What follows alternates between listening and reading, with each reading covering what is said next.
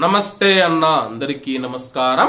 Kuwait traffic department Kuwait దేశవ్యాప్తంగా తనిఖీలు చేస్తూ ఉన్న విషయం అందరికీ తెలిసిందే.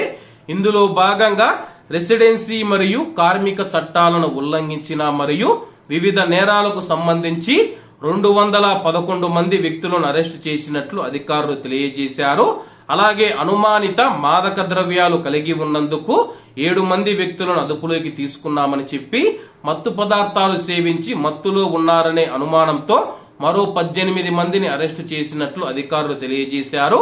కువైట్ దేశవ్యాప్తంగా గత వారం రోజులుగా నిర్వహించిన ట్రాఫిక్ తనిఖీలలో 44,634 ఉల్లంఘనలు నమోదు చేయబడ్డాయని చెప్పి, ట్రాఫిక్ చట్టంలోని ఆర్టికల్ 207 ప్రకారం తీవ్రమైన ఉల్లంఘనల కోసం గ్యారేజీకి 105 వాహనాలు మరియు 55 మోటార్ సైకిళ్లు మరియు 25 అదనపు వాహనాలను స్వాధీనం చేసుకున్నామని చెప్పి, కువైట్ దేశవ్యాప్తంగా తనిఖీలు కొనసాగుతూనే ఉన్నాయి. కువైట్ లో గత వారం రోజులుగా 1589 రోడ్డు ప్రమాదాలు నమోదయ్యాయని చెప్పి, కువైట్ లో ఉన్న కువైటీ ప్రజలు మరియు ప్రవాసులు ఎవరైతే ఉన్నారో ట్రాఫిక్ చట్టాలను పాటించాలని చెప్పి అధికారులు కోరారు.